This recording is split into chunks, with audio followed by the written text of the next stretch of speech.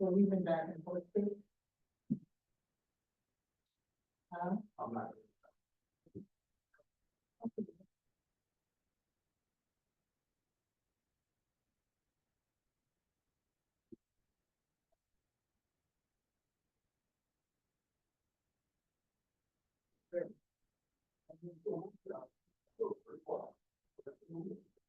Really well.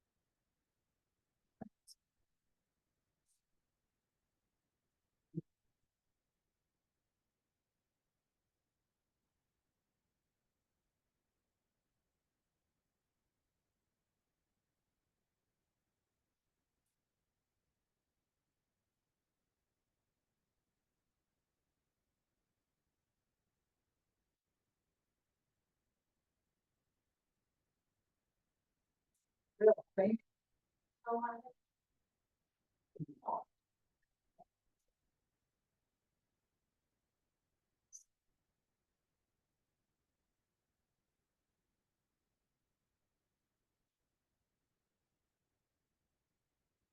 be a word.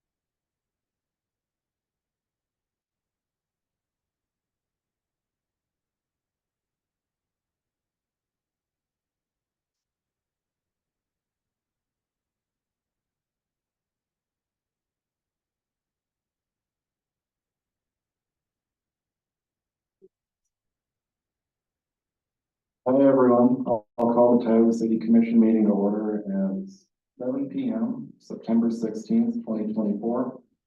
We have a full board tonight, so we have a forum. Let's start with our pledge of allegiance.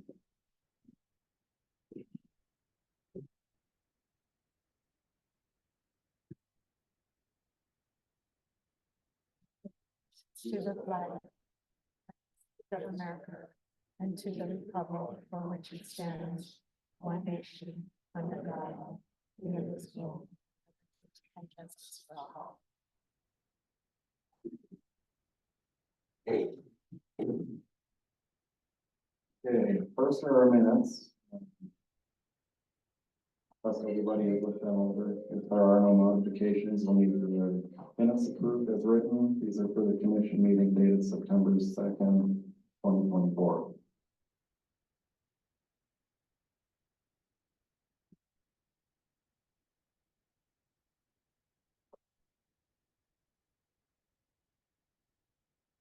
I'll make a motion to approve the minutes. Second that. Okay, with the motion and a second to approve the minutes, as written from September 2nd, 2024, we'll move to a vote. Yes. Yes. Yes. Motion carries. Okay, commissioners. Brayden, you want to go first? Yeah.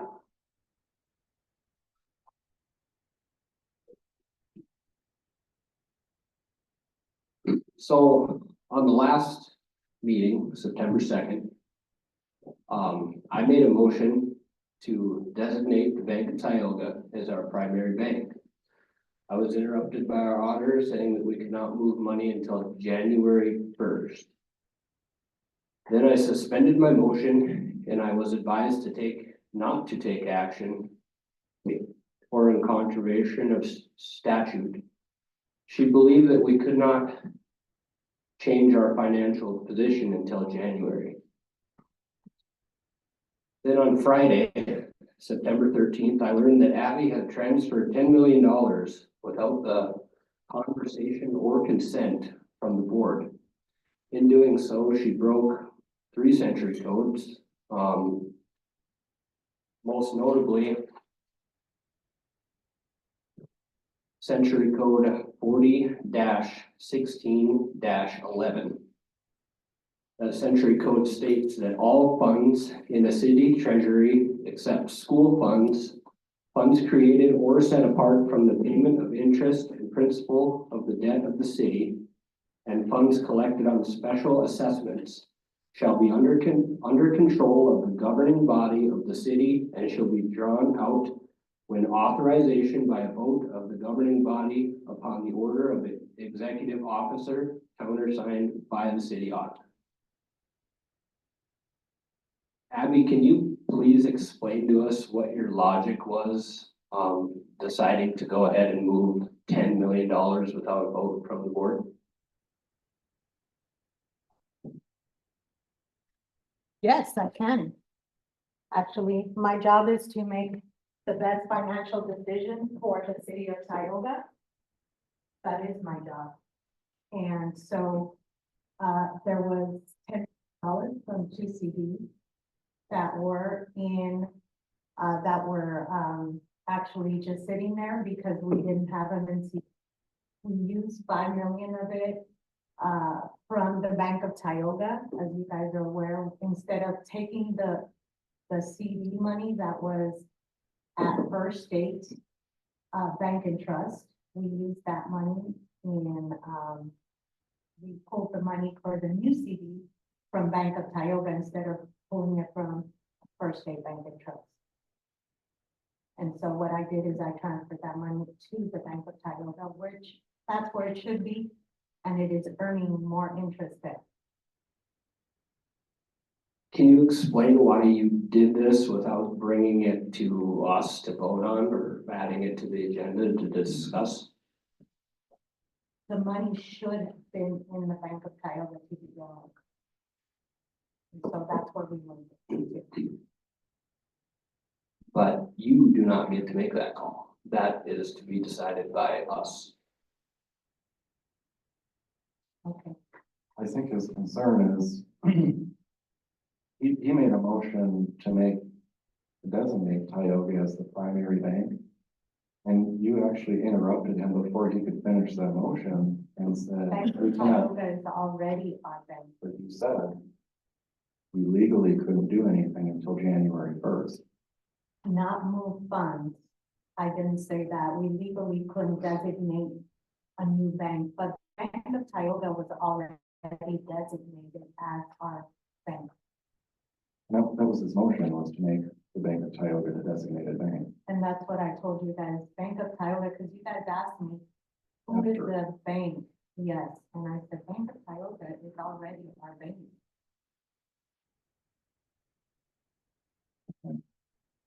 And I do recall that after the meeting, you had told us that the Bank of Tioga was the primary bank, which was super concerning and conflicting because during the meeting, while he was making that motion, you interrupted him. What I should have said is, they're already our designated bank.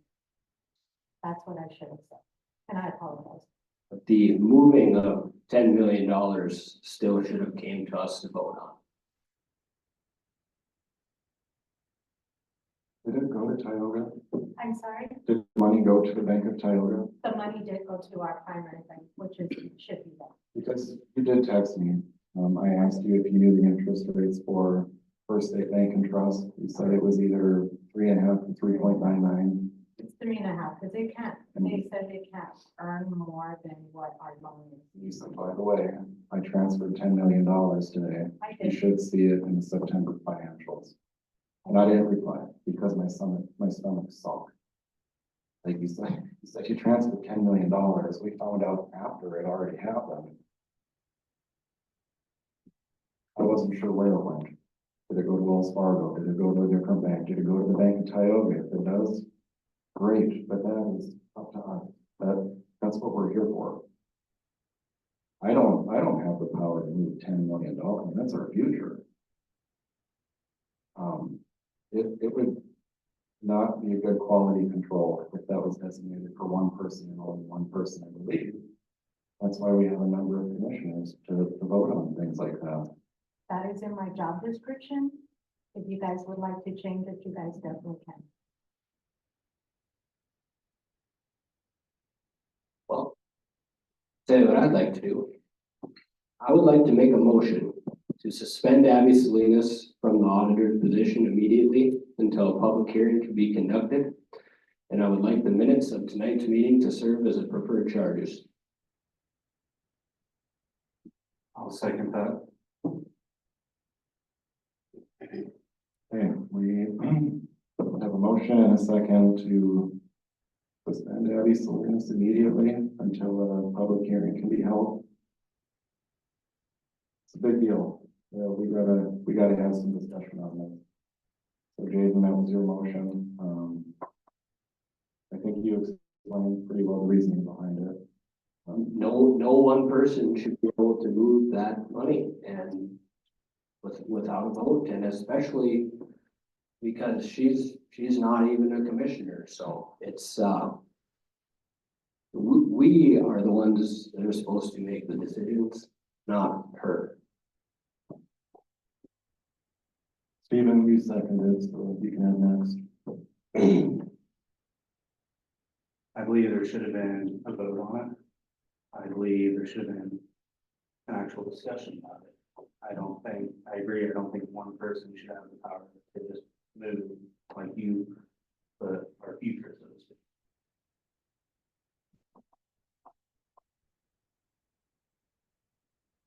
It brings, Have you guys ever looked to see what Abby's job description is? Just curious, have you looked into it? I've looked at century codes on what the auditor's description is. There's actually like 3 different century codes under the auditor department that prevents things like this from happening. I have an actual job description for the city of Tioga. And it supersedes century code. The city stuff does, yes. Our ordinances, our job descriptions, our handbook. Liz, I might need you to chime in on that. Is that your understanding as well that? Well, was. No, I think let me click back one step here. I'm trying to keep up with you guys. I assume that Commissioner Iverson is making, or has made, and we're in the midst of discussion motion. And correct me if I'm wrong, Commissioner, you're moving in accordance with, what I assume is North Dakota Century Code 40-1507. And for the public's information and Abby's information, and if I'm wrong, please do correct me. I'm just going to read that statute into the record because that seems to me is what is probably happening right now. The statute identifies the caption is appointive officers, removal upon hearing, suspension, appointment, and removal of temporary officer. And the statute itself says that any person appointed to any office of the city operating under commission system of government and any employee of the city may be removed by a majority vote of all the members of the Board of City Commissioners, but no officer and employee shall be removed except for cause and unless charges are preferred against the person and the person is accorded an opportunity to be heard in the person's own defense within 10 days after charges are filed against any such person in the office of the city auditor, the board shall proceed to hear and determine the case upon its merits.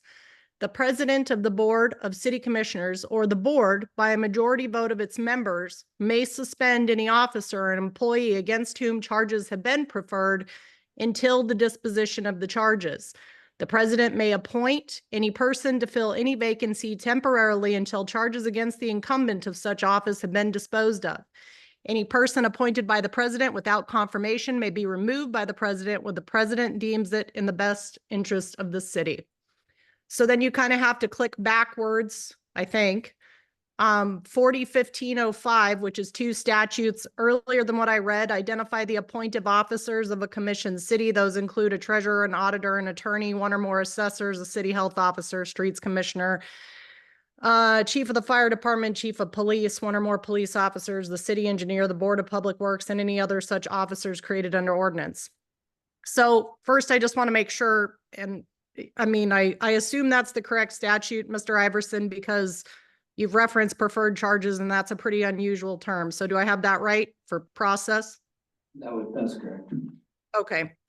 And the Office of Auditors is identified as an appointive office. And so we're in the midst of discussion. As a general rule, now that I'm aware of what we're doing with greater precision, no, a city ordinance cannot supersede, meaning it can't overcome a state law. It's much like if the federal government has supremacy, if the federal government has a constitutional mandate or a federal mandate that is supreme or superior, a state law can't overcome that. It's a superiority at law thing. What municipal law can do, what an ordinance could do, is clarify ambiguities that exist in state law, but it sounds like Commissioner Iverson was reading a different statute. Do you have that statute on hand, Mr. Iverson? The obligation you referenced? Yes. Can you Actually, can you tell me the citation for that and I'll go to it? 40-16-11. Okay. Okay. So that is a state statute that's under the larger subsection in chapter 40-16, which is labeled city auditor. And this is for commission cities.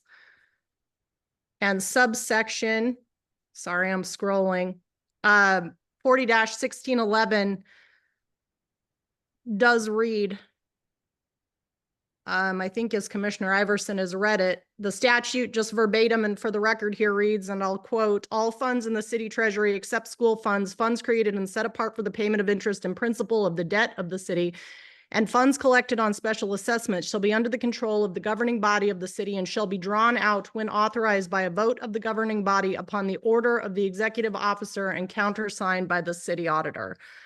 So I think we're all on the same page now. The answer to that is that if there's a city policy that plainly conflicts with standing state law, probably if there's an actual conflict, state law is superior.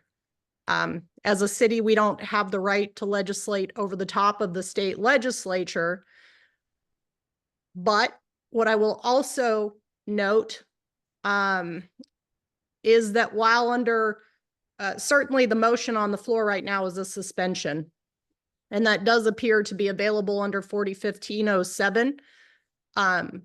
But the city would also, if that suspension is going to occur on this motion, you would need to proceed to setting up a hearing because Abby has the right to be heard in her defense and to make the arguments, factually about what happened, why it was permissible, why it wasn't. And according to this statute, that has to be arranged within 10 days of any charges having issued. I don't know if that answered your question. That was a very long explanation, but I'd like to read off another century code too that regards the auditor's duty. North Dakota Century Code 40-16-03.8 says regarding the auditor's duties, to present communications, to present to the governing body for its consideration at its next meeting, all communications, claims, and other matters filed by the city auditor's office. So it appears to me that she's supposed to come to us with stuff and we are supposed to make a decision on it. Just to clarify again as to what your job is.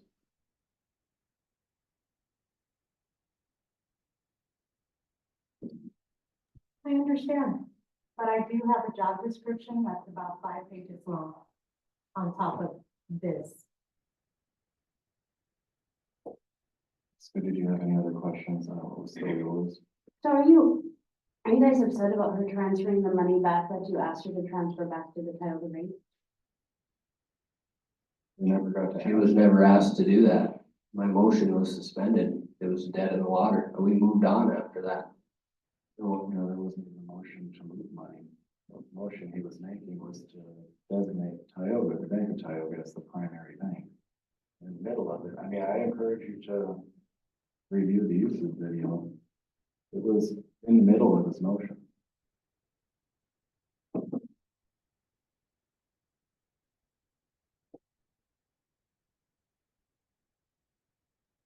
That is not in question. I don't question it.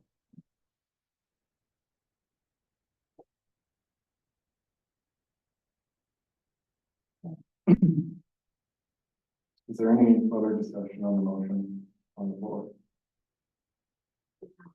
And then this was sprung on us. And I'm curious, why did you guys not talk to her directly afterward? Well, what good would talking to do after it's already been done? And by the time I spoke with her, it was 4 or 5 o'clock on Friday. So I'm not convinced we would even know about it today, to be perfectly honest. If I hadn't have asked you what the interest rates were at Williston, for the bank in Williston. Correct. I usually tell you guys everything.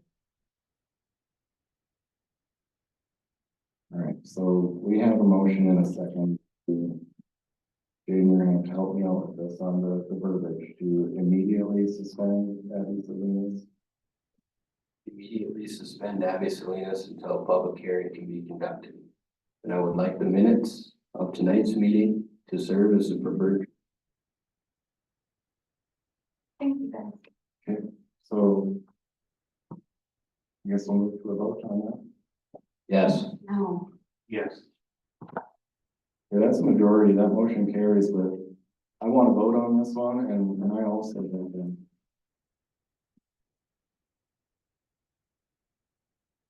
Okay, okay, so the commissioner's report, we're still going here, and then, my piece, I have Josh coming up the top on 81%.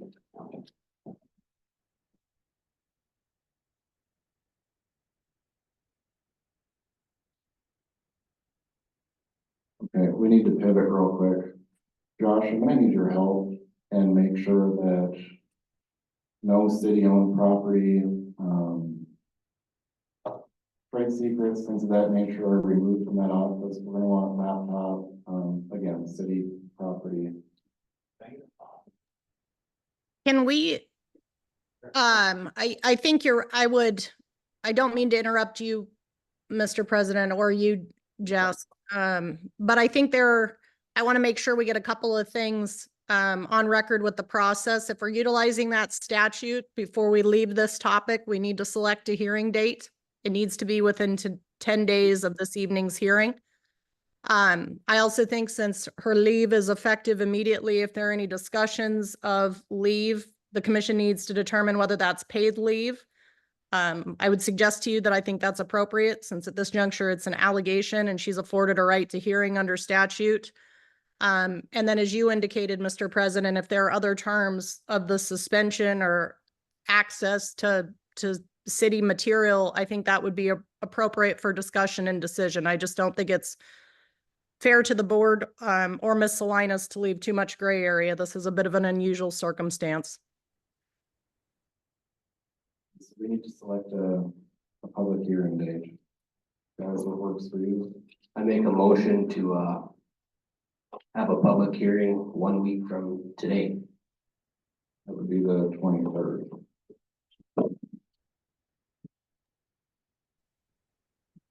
What time would you like that hearing to be, Mr. Iverson?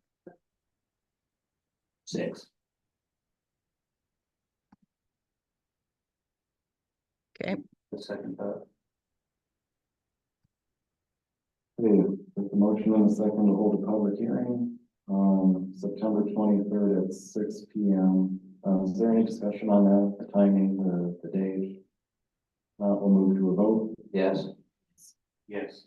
Okay, that motion carries.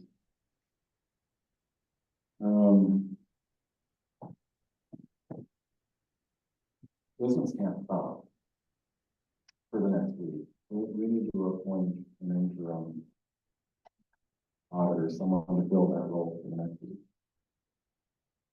I would move that, Desiree the interim auditor.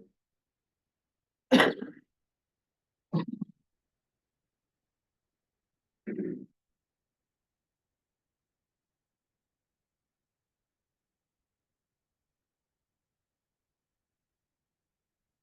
we have to have an interim auditor after the hearing? Or might have a function on people? All the time. Well, the office can function while one person is away, I would say, give you plenty of time. Allow staff to do.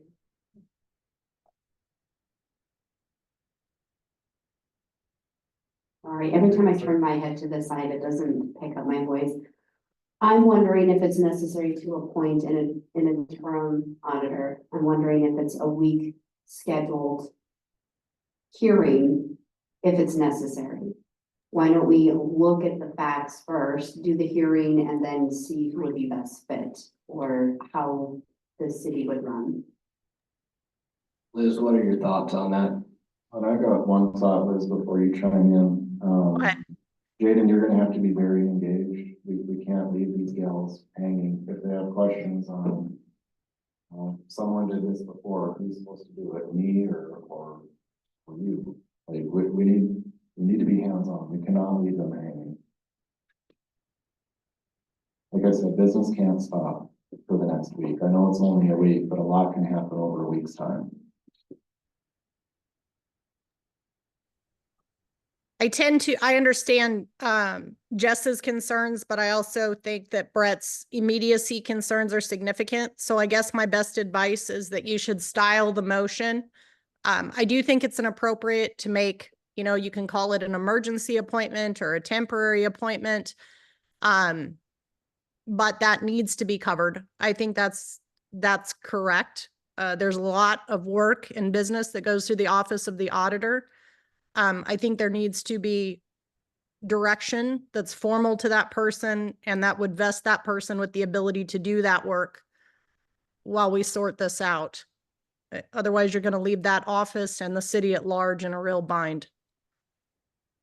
So I would, noting that it's a temporary or emergency appointment in the motion, I think it's appropriate that you appoint someone.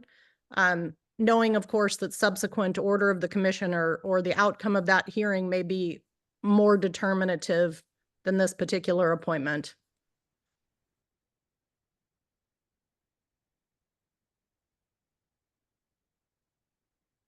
Okay, so your motion is temporary appointment for Desi.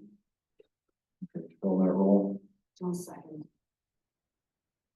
Okay, with a motion and a second to appoint Desi as the interim auditor. Interim. We'll move to a vote. Yes. Yes. Yes. Okay, that motion carries.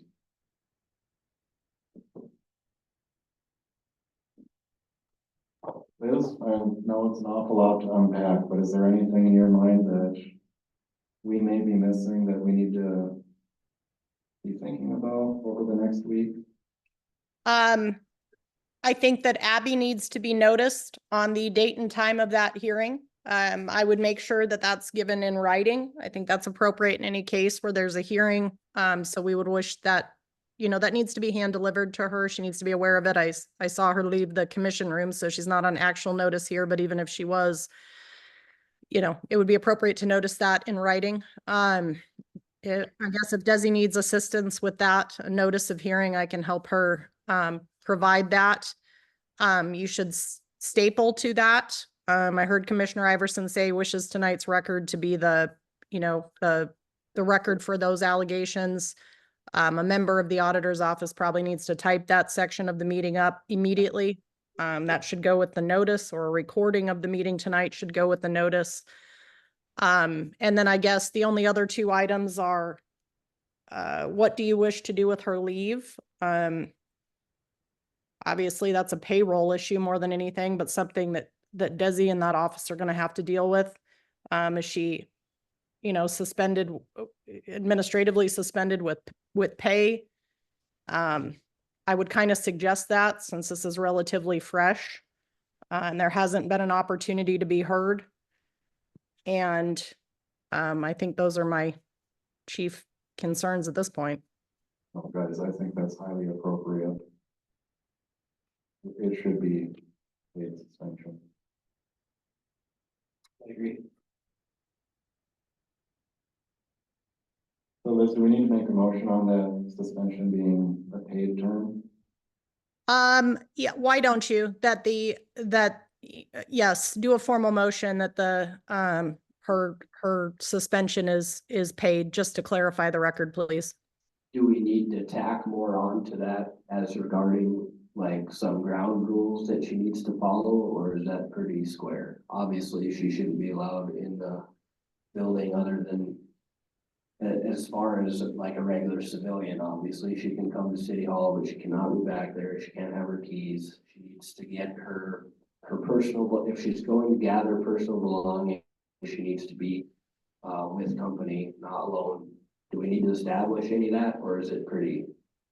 I think that would be wise. So I would first take the motion just so there's not a lack of clarity as to paid leave. And then you guys can discuss any semantics or ground rules as to conduct during the period of suspension. It should kind of go hand in hand. It should be a paid suspension, but if the ground rules are violated, that's where the paid suspension goes to unpaid. Okay, I will make a motion to suspend her with pay on the grounds that all of our terms are met.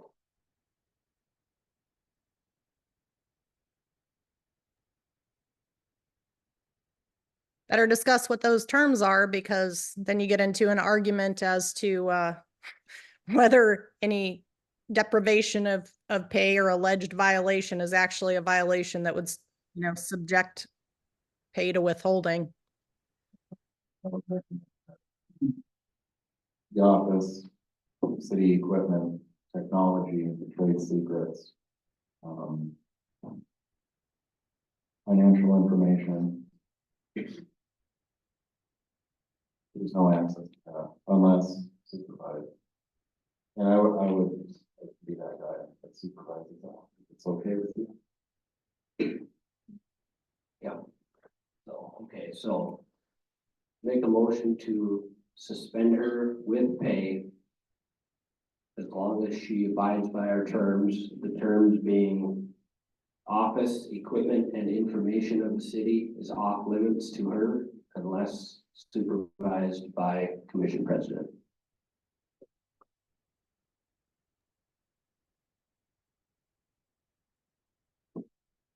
I think that's,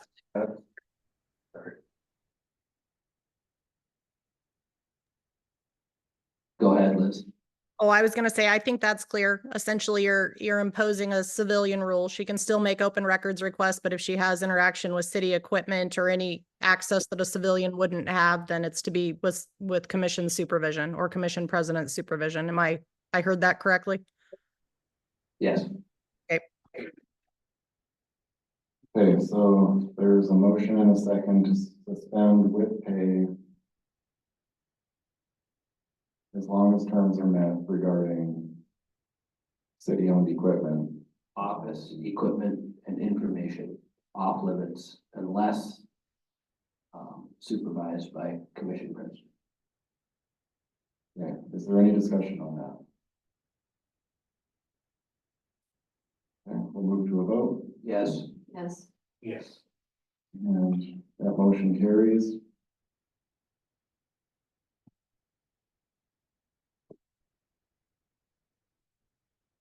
Okay, Liz, do we need anything else to wrap this up? I don't think so. Just please do let Desi know. I don't know if she's there or not, that if she needs assistance with the notice or other drafting, that she should call me. Okay, thank you. Yep, no problem. We are still on commissioners report. That's what you said you were gonna be a little bit later on. And Yeah. Stephen? I have no news at this time. Hey, Modification and or approval of agenda, I do need to add an item to the consent approval. This would be to add the Tioga Fire Department put in an application for $7,315, and this covers turkey bingo, turkeys, hams, and raffles for the event. If that's all right with you guys, we can add that to the agenda, Is the consent agenda? Okay. and that would be number 13. Move to approve the agenda with the modification of adding, the application for the turkey bingo to the consent approval. I'll second that. Okay, with the motion in a second, we'll move to a vote for the modified agenda. Yes. Yes. Yes. Okay, motion carries. Old business, Liz?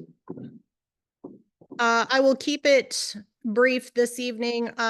Worth noting that in the next several meetings, there are likely to be some policy updates. I don't want to give you particulars about particular policies or those updates, but that will be forthcoming. I expect that'll eat up a little commission time. I do want to commend the current commission members for reviewing various policies. I've commended the PD for that in the past, and I think it's helpful to have good and clean policies. So regular and routine review is a good thing, actually.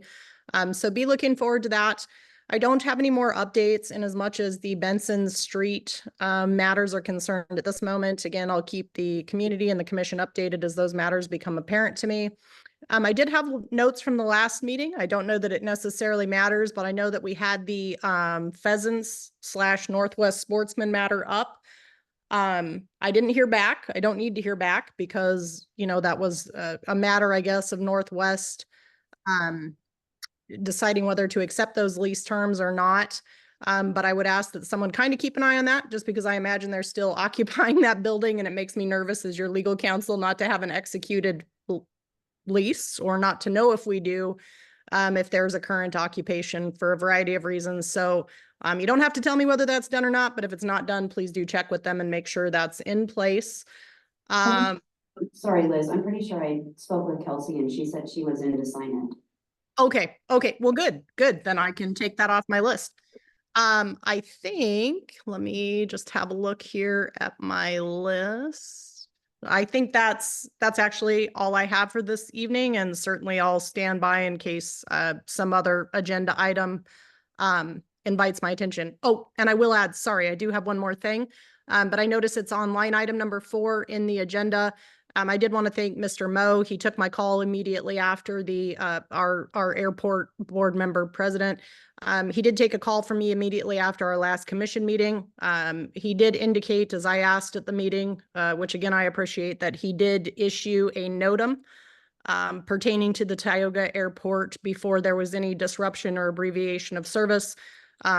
So that was good news, and I'll let him discuss other details, but I know that was a question I had at the last meeting, and I appreciated him picking up the phone to answer that for me. So with that, I will sit out, but I will listen in. Okay, thank you, Liz. Josh, engineering report. Evening, commissioners. Updates on ongoing projects here this evening. Northeast Tioga reconstruction phase 2. Did hear from the contractor on that. They did indicate they have a landscape contractor on board. But I have not received a schedule on that yet. So that's all I have for updates on that project this evening. The next item is the Tioga Dam safety improvements. I included a presentation in your packet this evening. It was about 16 pages of PowerPoint presentation we had provided back in June,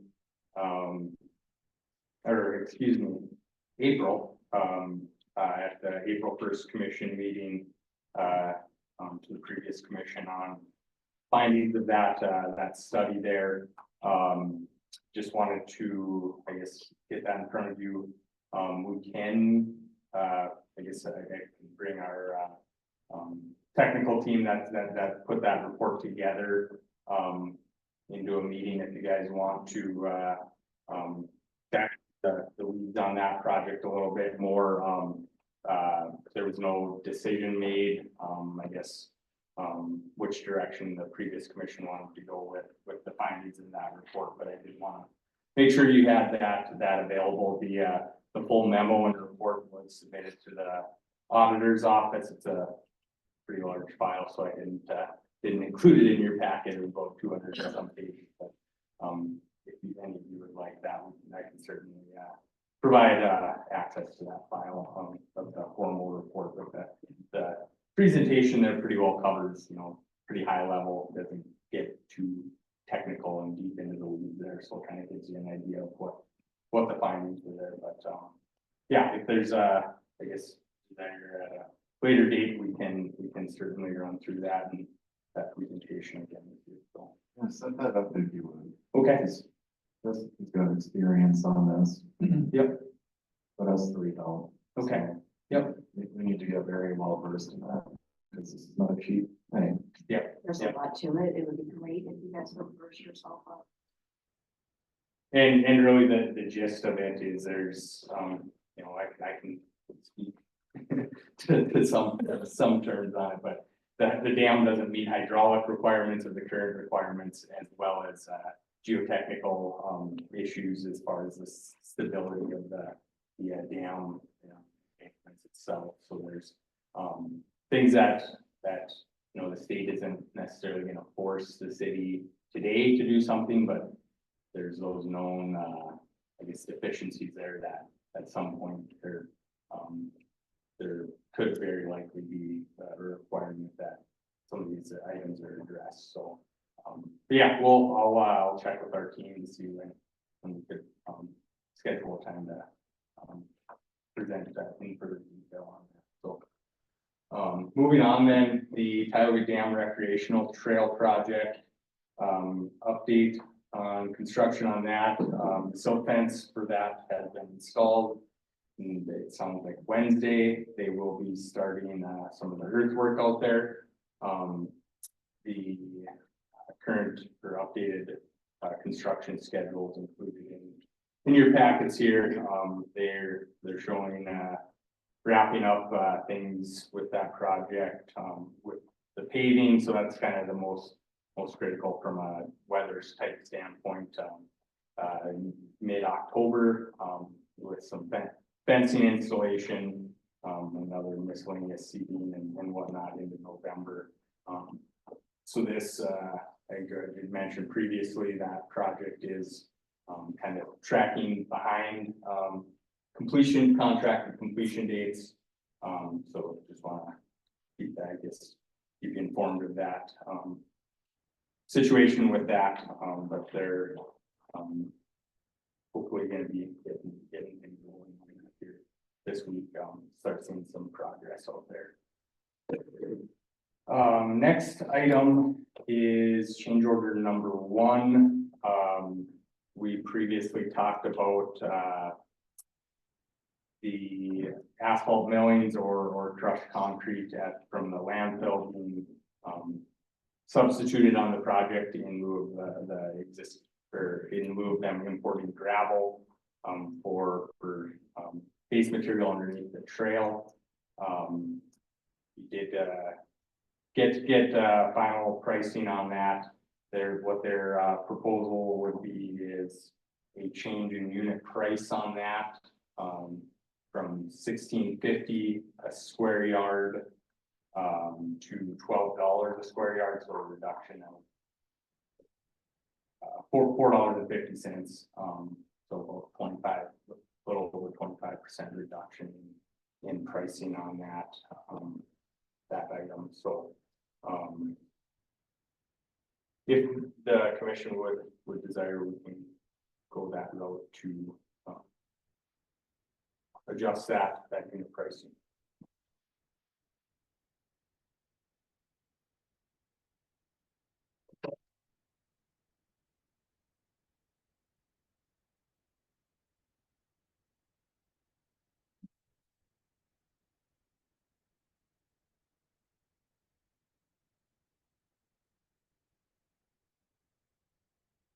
A lot of the millings, a lot of them out there are from previous roads that have been milled off, so it's just stockpiles of excess material out there, putting it to use.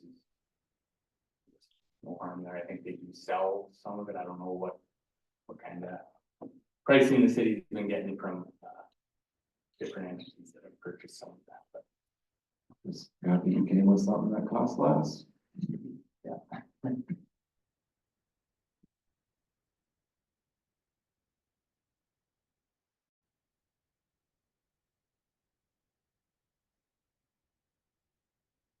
Just to be clear, because it's awfully quiet, you are looking for a motion. Oh, yes, yes. To accept the reduction in cost. Well, then I'll motion that we accept the reduction in costs on the change order.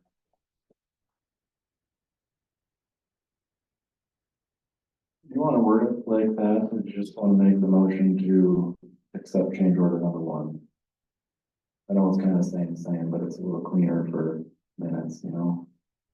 Okay, I motion to accept the change order number 1. I'll second. Okay, we have a motion and a second to accept the change order number 1. We'll move to a vote, Yes. Yes. Yes. and that motion carries. Moving on then, North Main Street reconstruction project. Update on construction on that. Everything's pretty well, completed out there. They did get seating completed last week. They have, striping scheduled for a couple of crosswalks. They're believe next week is what it sounds like on timing for that. So, beyond that, really the majority of, there's probably a few outstanding items out there.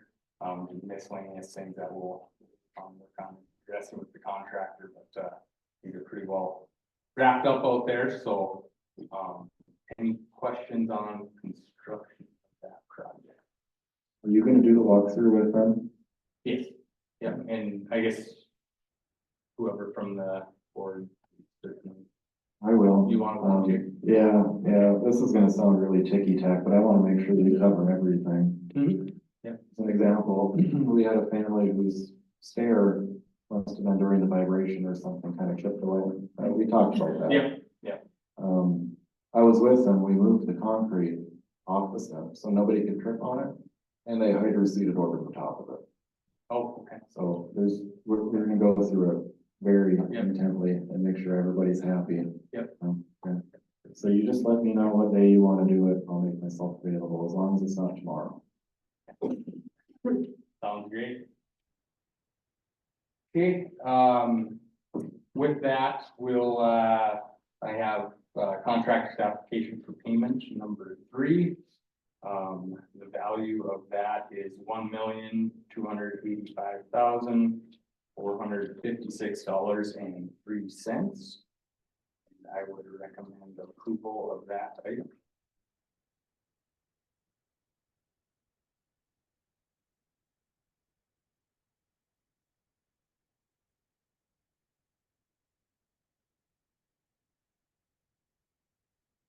I'll make a motion to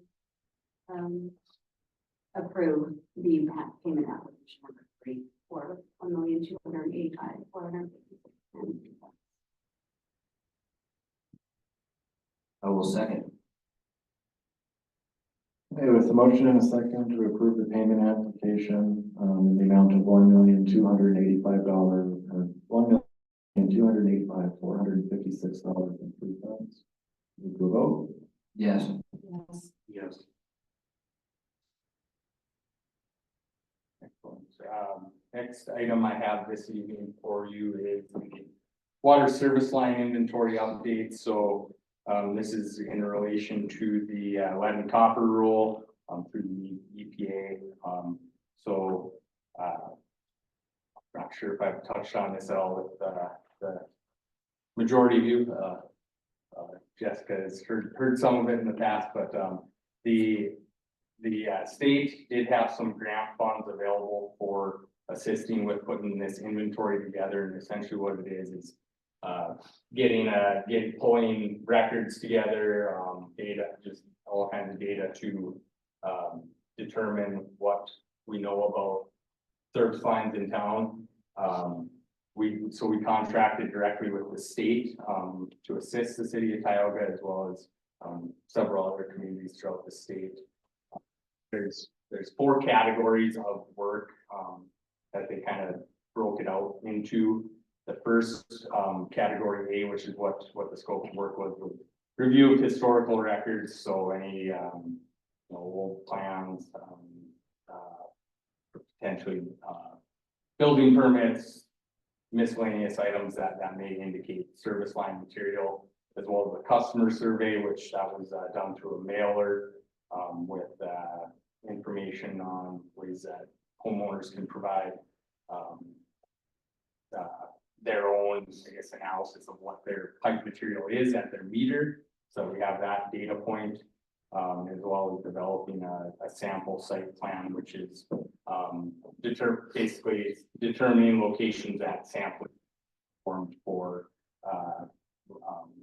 lead testing on water. So with that, that's been completed. The North Dakota Department of Environmental Quality has accepted that documentation. There is a October 16th deadline for completing that task on the city. The city was initially given the deadline, but then the state kind of came in and contracted with several consulting firms to help these communities meet that deadline essentially. So cities in good standing for that deadline, and the deliverables for that, items that were submitted to the state have been given to the auditor's office as well, for city records. In the packet, I did include this summary here. So there's 4 categories that the service lines end up in. It's either lead, galvanized, requiring replacement, non-lead, or lead status unknown. So there's a large number. It's 850 of the services in town that end up lead status unknown, because you have to have at the meter and on the city side of the curb stop. So if you don't have both those data, if you have one of them and it's a poly or plastic pipe, but you don't have the other one, it still falls into that unknown category because you need both sides. So that's kind of the troublesome part of it. So it kind of ends up, somewhat inconclusive to some degree. There was one that was truly identified as lead, and 80 or so that fell under the non-lead category. So with that, there are 2 projects that we did that weren't, the data from those the records from that weren't included in this. So there'll be some updates to that, and this inventory will be built upon throughout time. And it's kind of understood. I don't think it's been blatantly stated by the state, but the expectation will be that at some point, everything will be categorized and out of that lead status unknown. And then at some point, there'd be a lead line replacement project to eliminate those from the system. So the state did, I believe they actually did send an email to the auditor's office, indicating some requirements for notification to water customers. So any water customer that was out of the non-lead category does need a notification of their water, what category their water line falls. So that's due, I believe, November timeframe, I believe is when that has to be sent out. So I just wanted to provide that update. Any questions? Kind of convoluted and lots of moving parts with that, but okay, miscellaneous items, the asphalt patching. So we've been talking about this for 2 or 3 meetings now. I did reach out to a couple of contractors for pricing on completing some patching in miscellaneous locations throughout town. Only got one price back from Knife River. Their quote for all the areas that we kind of presented at the last meeting. Plus the additional location commission president had requested on Benson Street. So the total cost of that is $167,100. I did ask that they break out that specific patch. What I found is that location was due to an excavation to install a service line, water service to the cemetery for their irrigation system. And that was, I guess never patched. So I did ask that they break that one out separately so that the city can determine if the city wants to pay for it or others cover that cost. So. No, when I asked you to look at that, that was to add it to the overall scope. And Mrs. Barlow, I don't mean to put you on the spot, but we're talking about by your apartment complex, right? Okay, I just want to make sure we're not patching somewhere that I thought I was talking about, and it turns out to be somewhere else and that you're still left hanging. Yeah, right in the middle of the road there. So yeah, that patch itself, they had quoted at 12,500. And that price is included in the overall $167,100.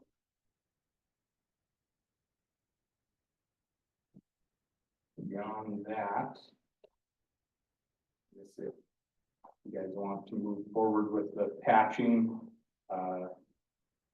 you can pass that information on to Knife River to have them do it. I believe they do have they're doing some paving at the school as well as the community center project here in the next couple weeks or so. So sounds like they would plan to do that at that time. All the work you guys have been doing around like the manways and stuff, like manholes, is that all preemptive to this, or is that totally separate? Because it looks like all the manholes have been built up a little bit. I know they did some work right outside Conoco as well, as far as changing elevation of the culverts. Does that have anything to do with this, or is this separate? I believe, I don't know exactly what the street department's just kind of been doing some of the, they call it the Durapatch machine. It's kind of a asphalt material that they can do some, I guess, kind of temporary patching type work with. Some of that, I think I don't believe they've done that in any of these specific areas. They're doing that in some other areas to just help with some things. I mean, we could have, I think, went hog wild and done a lot more areas in this. This was kind of just narrowing down some of the worst of the worst at the street department. So, needed highest attention. So.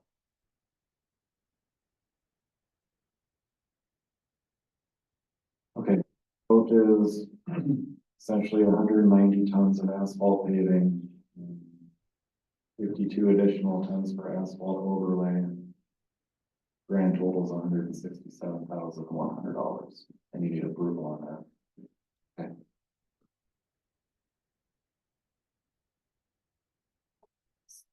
A lower price than I thought it would be. I think if you want to price. Yeah, I compared it with other projects where we've actually formally went out for bids, and it's in the range of what we typically see. Overly high.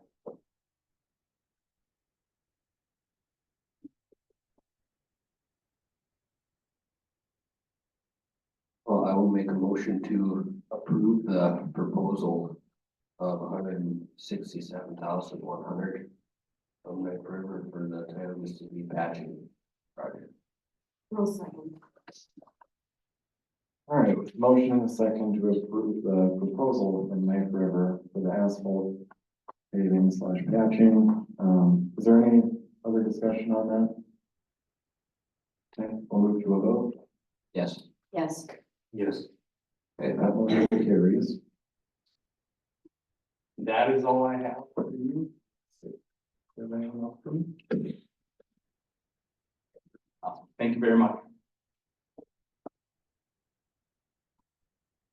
All right, number 3 on old business is the community center update. Do we have anybody here? We do. I'm David Stang with FCI Constructors, and you should have the field report in your packet. So task completed this period was, our east parking lot site concrete is done. Warming house framing, sheeting, and roofing is complete. Warming house MEP roughing is done. The main building foundations are 70% complete. We have our new electrical service installed from MDU. And then our structural steel shot irons are complete. Key task due next reporting period, which will be next month. We will have asphalt paving done on the east parking lot. Knife River will be in town next week to complete that. Steel erection will begin. We will have our MEP underground rough-in complete at the main addition. And we will also have the on-site storm sewer manholes and associated piping done. By next reporting period. Any questions on the construction? Are you happy, confident you're gonna hit your substantial completion date? Yep. There hasn't been any surprises? Nothing too crazy. Currently we're tracking right on schedule for August 7th, 2025, so. Things are progressing nicely. Construction's, you lose a week here, you lose a week there, you gain weeks here, go back and forth, but we're tracking along our master. Currently, so. And then I'm also asking for approval of our August pay app, which would be pay app number 2. That is in the total of $786,251.70. Any questions on that?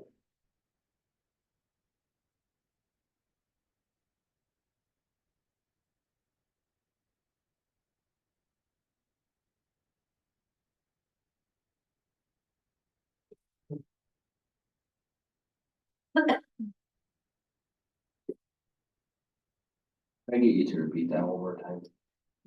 $786,251.70. That should have been on the, yeah, you guys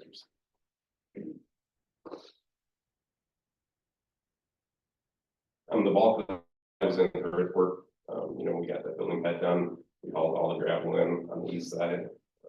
That also included the utilities, the water and the sewer for that site. I think we have like 100,000 in plumbing, which was all the underground that they have completed so far, and miscellaneous materials that they have ordered.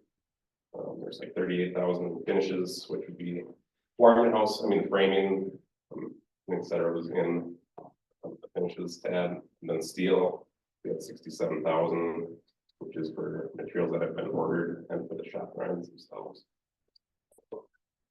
So.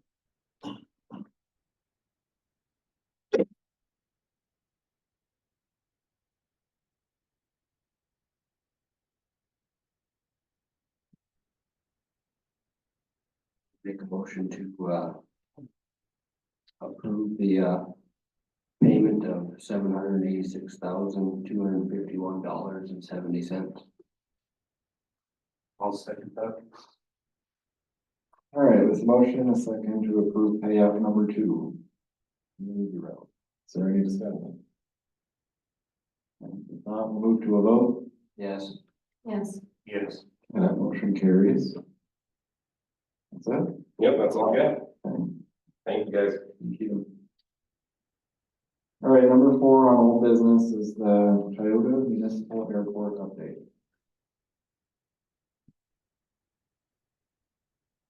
Evening.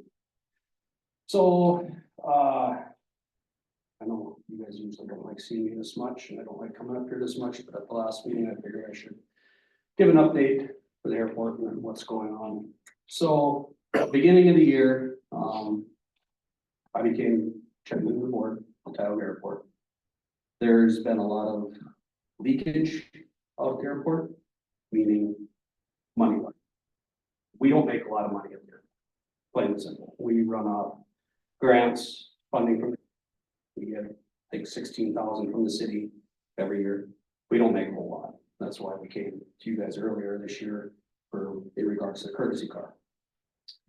We've gotten a lot of projects done that we've had. We've had a taxiway project. We got a building put up this year, along with numerous other things.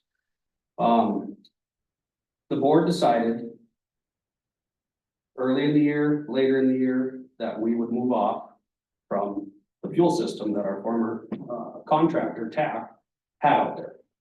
The airport owns the fuel system out there. We did not own the fuel, but we own the system. We've had that system since 2007, okay? There was a lot of things said at the last meeting that is just misconstrued and, you know, just not all that accurate. And that's what I'm here to do, is try to straighten the record out for you guys and the public and, you know, overall. Because as you guys know, being public entities, you catch a lot of grief about misconceptions and things, and that's the same thing that's been happening with my board. My board's been getting lambasted since this has been going on, saying that the Tioga Airport is closed. Tioga Airport has never been closed, other than temporary for snow events or construction, period. It has not been closed at all. Former contractor, TAC, is just that, the former contractor.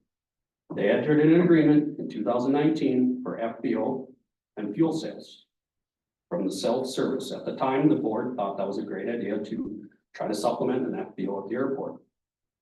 We tried it. The agreements were up this year. We tried to kick the can down the road. There was costs, different things. We tried to see if things would change. I've been on the board since April 2022. We're $8,000 in the red just from the fuel farm. Just from the fuel farm. We've lost that much money for major repairs, electrical costs, maintenance, bills of that nature. Okay? Because it is our system. It was paid for by all of us. Everybody in this room. It's paid for by public monies. May 2024, I'm going to go down the list from some of the things that were discussed at the last meeting. Contracts for either FBO or the ground maintenance. Yes, it was presented. Nothing was agreed upon. The next month, June, we had a special meeting in regards to TAC agreement and discussion. She referenced this, the self-serve FBO, there's 3 separate items. This is going by our minutes, by the way. Generous discussion regarding both these items and the best way to complete using TAC or other airport employee or combination of both. David makes a motion to have the board generate a list of items that need to be done by the FBO, fuel or maintenance related. All seconds, motion passed to create a list. Contract that could evolve into an RFP surrounding the duties that need to be completed at the airport. Then Curtis makes a motion for the airport to hire their own employee.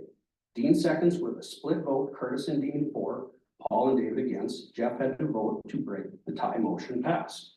Okay.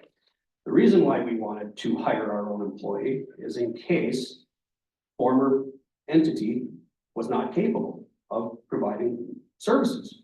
Driving a plow truck, an Oshkosh plow truck, batwing mower, things of that nature. The Tioga Airport never did hire a full-time employee. We just left it as an option in case we needed to. All work was being done by board members and the TAC representative. The employee was not trained or capable of running large machinery coming from another TAC employee that was not employed out there, because I asked what he was capable of running. He was not capable of running large or heavy machinery. I was told that I would train all their TAC employees.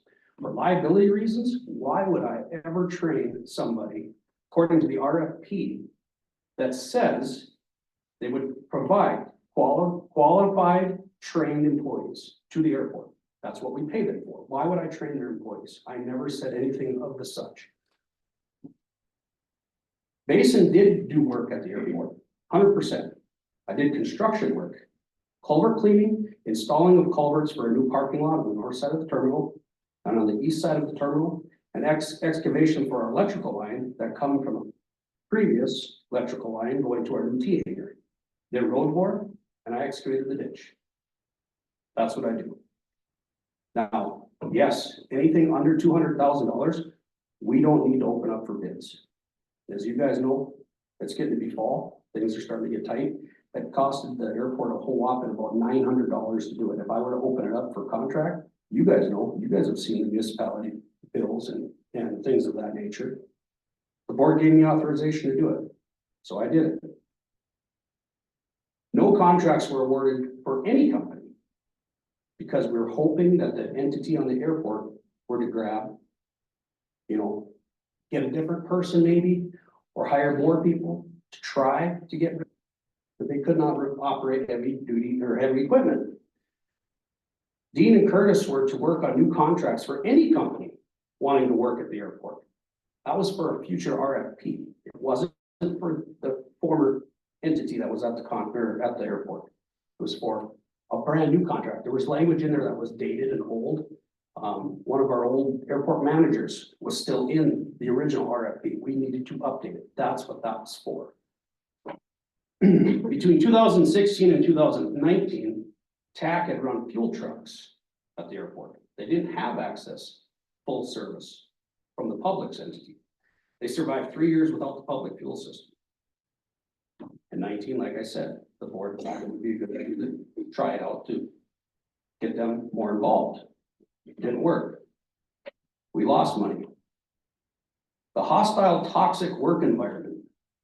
This is new to me, as I think there was quite a few number of people at the airport, even over the fourth, seeing how well.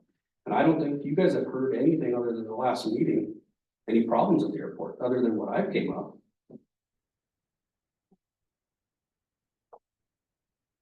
So the only thing I can think of is there's a couple of code of conduct violations that was on that individual that worked at the airport, because we have our own code of conduct.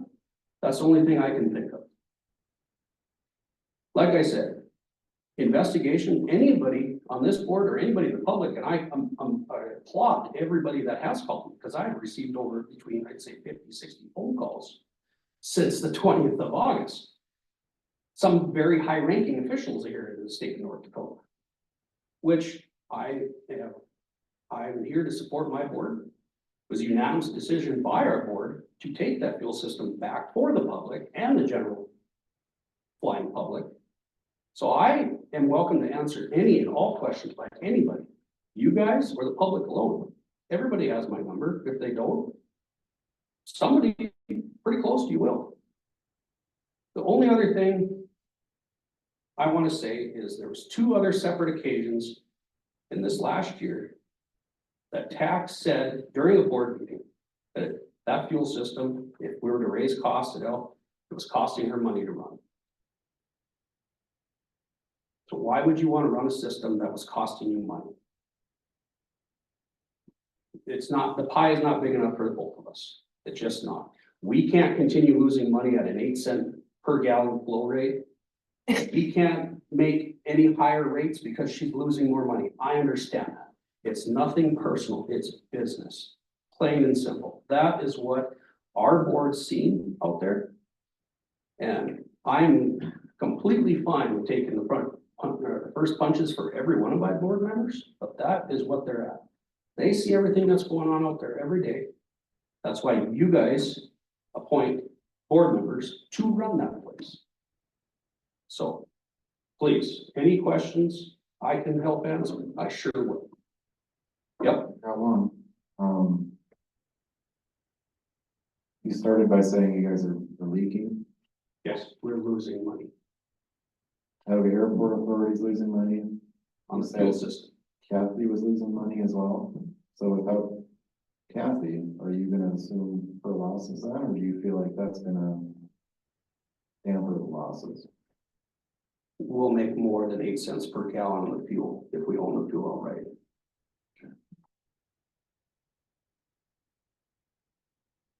Another question I had, and I'm not gonna dig in here, but that's your business. Um, Kathy's probably one of the most prolific and successful business people that has ever come out of this area, ever. I think if I was having struggles with the business, I would lean on her ultra heavy, because if there's anyone that could figure out a way out of that and get into the green, it would probably be her. Have you tried working with her?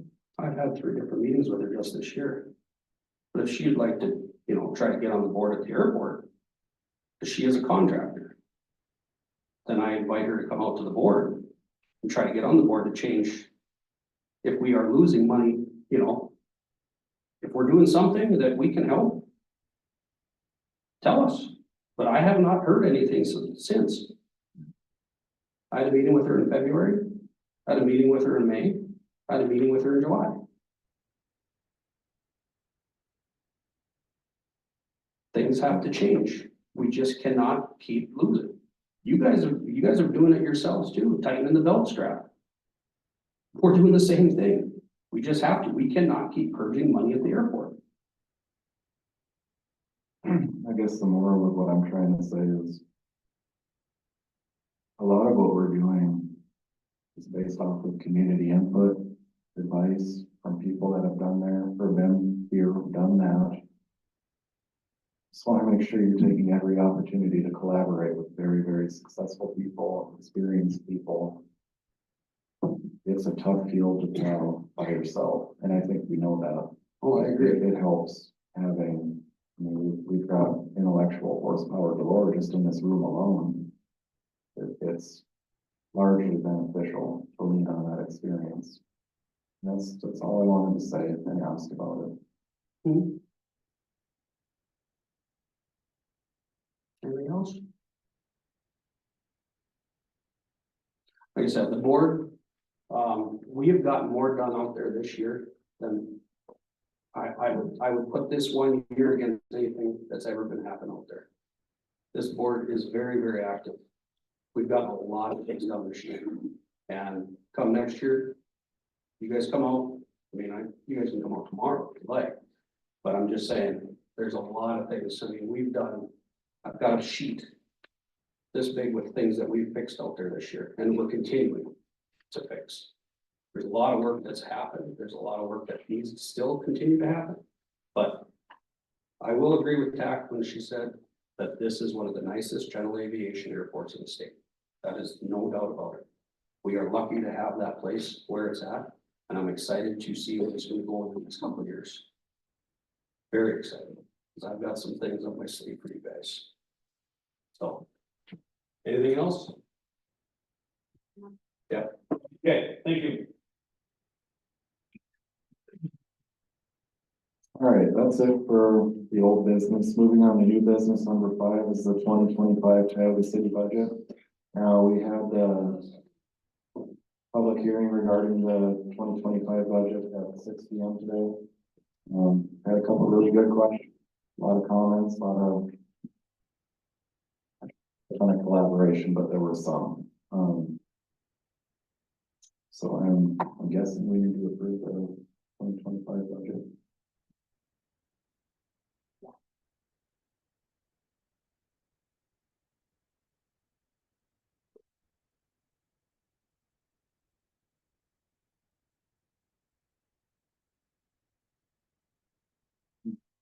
I will make a motion to approve the 2025 budget. All right, with the motion and a second to approve the 2025 Tioga City budget, is there any discussion on that? I know it's a lot of information on that. Do you have any nagging questions that you want to get around? If not, move to a vote. Yes. Yes. Yes. The motion carries. Number 6, the 1% county grant application. Josh, you want to help out with that one? I'm looking at it, but I want to make sure I don't miss anything.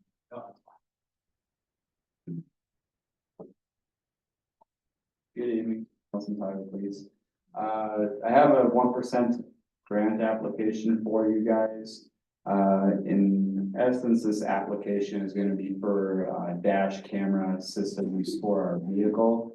A little bit of a history on that, back in about 2019, we had signed a 5-year contract with Axon. Axon's who manufactures our tasers, our body cameras, our dash cameras, and part of the component of our dash camera is also the backseat camera that individuals would place in the back of the car. We find that having these systems all coming from the same manufacturer works really well for us because they have the capability of all linking together. So for example, when we activate our lights on our emergency vehicles, not only will our dash cameras start recording automatically, but our body cameras will as well. We have them set up with our tasers activated. Same thing, they'll automatically activate in the event that an officer comes upon something short notice that's unexpected. We'll at least potentially have video of that. And this year we're working on installing sensors on the holsters that will also activate those features. So the original contract that we signed was for 5 years. That 5-year contract covered cloud storage, covered equipment refresh, and basically the programming and services that allow us to upload that to the cloud to be able to submit that for, with our criminal prosecution stuff. But it also aids us in, or me particularly, in vetting out public complaints. Sometimes I find that they're founded based off of the videos that I have available to me, and sometimes I find that they're unfounded. But again, it's incredibly helpful to have that. We're now at the end of our 5 years with Axon for the dash camera component. They do split out the body camera, dash camera, all that stuff separately. So body camera was renewed, I think, a year or two ago. But now we're at the dash camera here. So what we're looking for is to go for 1%. 1% is the grant in which 1% of sales tax goes to emergency services. That's Williams County wide. It's not funding I'm seeking to come out of my budget. It's a grant I'm seeking to get. But this new system with 5 additional years of service to include the cloud storage and software and hardware refresh. For that 5-year period, it's going to be $72,868.80. So I'm seeking commission's approval to take this application before 1%, who will then potentially approve that, or then it'll go before a county commission where it'll likely get the final approval. At that point, 1% would then provide us those funds. We provide those funds to Axon through our contract. In terms of balancing need versus want, this is going to be what I would call a mission critical need. In this day and age, you have a lot of criticism and scrutiny in law enforcement. This not only assists us in potential, evidentiary value of these cases, but also protects the officer as an individual and the city from possible litigation of false accusations should those come about. And it also protects the citizens. It does, yes, because should we have a found complaint, then I am able to review that footage and act accordingly on that.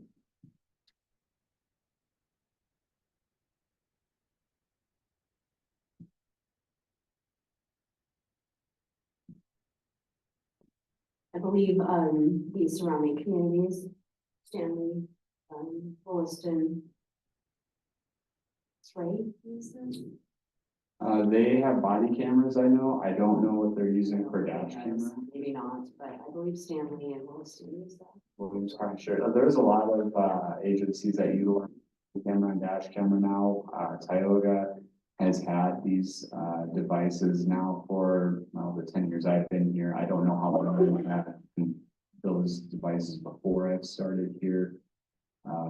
So I think it's incredibly important to maintain consistency on those.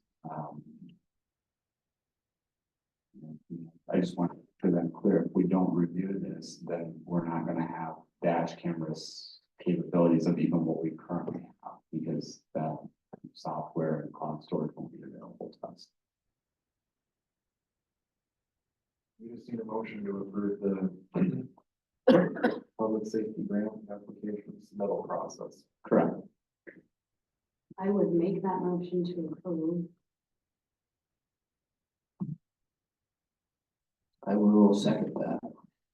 All right, with the motion in a second for Mr. Josh to pursue the public safety grant application process and submit it to Williams County. We'll move to a vote.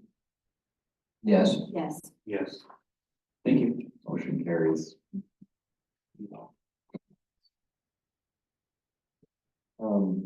We got end of 90-day probation next, so I would assume you want to participate or Yeah, we both can, it's I fine. really messed up. She said she would cover some stuff on the report. It's all right. That's all right, no problem. Josh talks better than I do anyway, obviously, so it's good. Yeah, so Officer Rising is our newest police officer on the Tioga Police Department. He will be the sixth officer that we have. He's now at the end of his 90-day initial hiring period. We as a department, given the nature of our position and wanting to ensure that I have the best people in these positions to provide a quality service, we do have our officers on a 1-year probationary period. However, to maintain a level of consistency between our department and other city departments, I don't know, I'm assuming that it's policy that new hires are working less 3% of their full pay. I don't want to withhold 3% of pay from my officers for 1 year. I think that would be unreasonable. So we're at the point now where, in essence, he's still going to be on some level of probationary period from the department in terms of performance. However, I am looking for him to get his 3% back, so he's now making his full pay per hour. If that makes sense. I believe the 90-day is straight across the board for all employees. Yes. Of the city, not just the post. A statement, 3%, that's policy. Okay. I was just gonna ask if that was enough. I know retention's a big thing. Yeah, so he'll be going to the academy here the end of this month, and then when he gets to his 1 year, he will then graduate into the step 2 tier, which will come with a raise for him. That will be a little bit more competitive with the agencies in our area.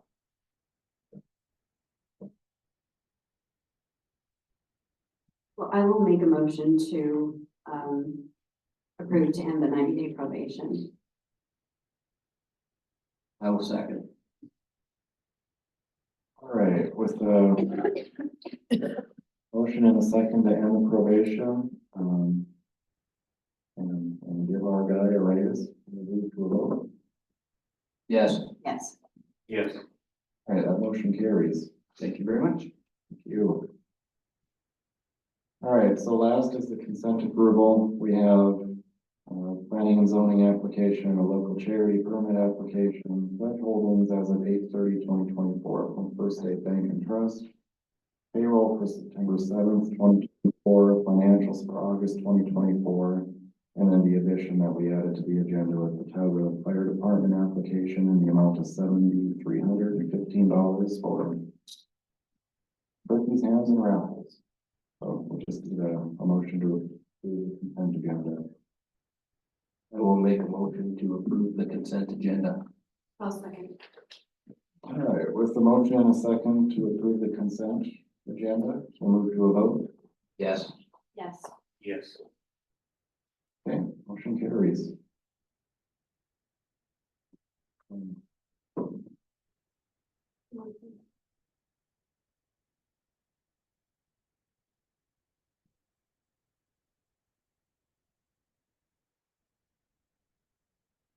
It's an interesting night. I don't want to run this thing too long, but it's probably a little appropriate that we open up a chance for people to have any sort of public comment, questions, concerns. I mean, that's gonna be limited. We're gonna keep it to like 10 minutes, so in theory, like 3 to 4 people at most at 3 minutes a pop. If anybody wants to talk, bring anything up, as questions? Again, it was an interesting night.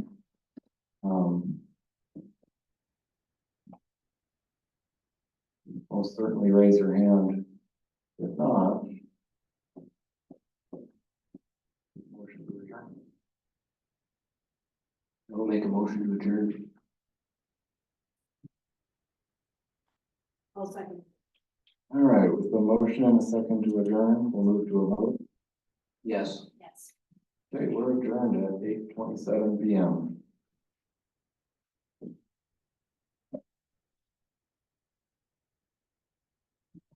I'm gonna sign out. We'll see you later, guys.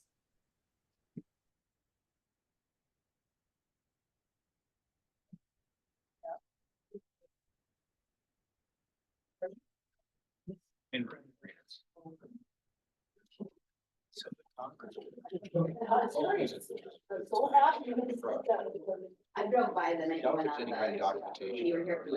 That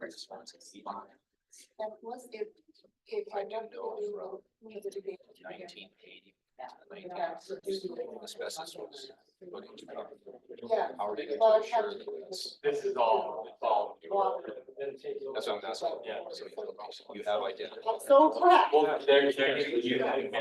Yeah, well, yeah, there's no concrete, 'cause I heard concrete. There is concrete out there as well.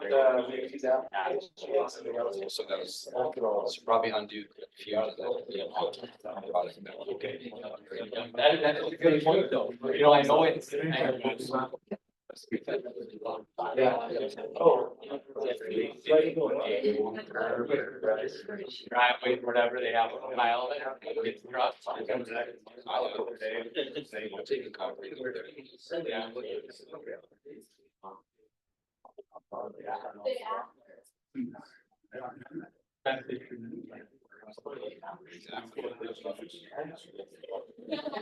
Space, some kind of knowledge. There's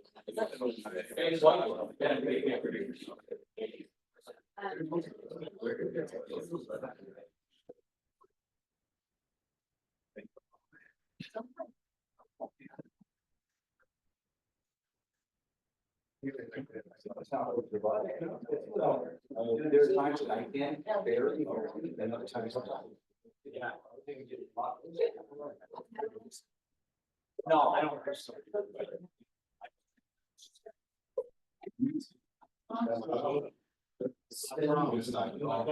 No wonder.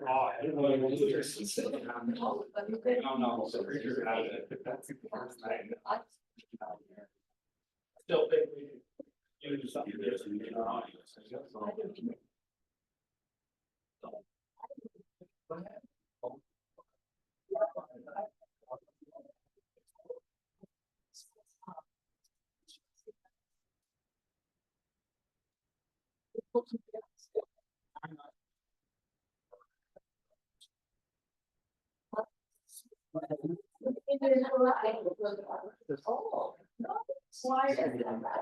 Yeah.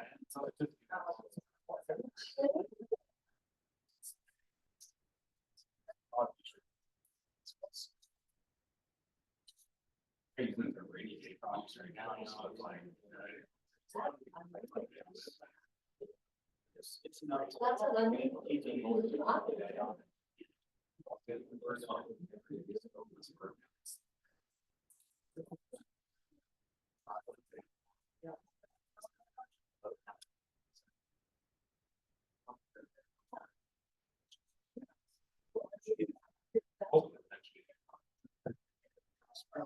Yes.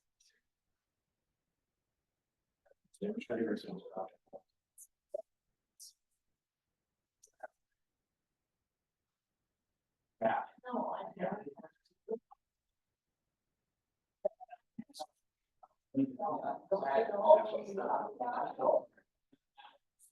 Steve stands right.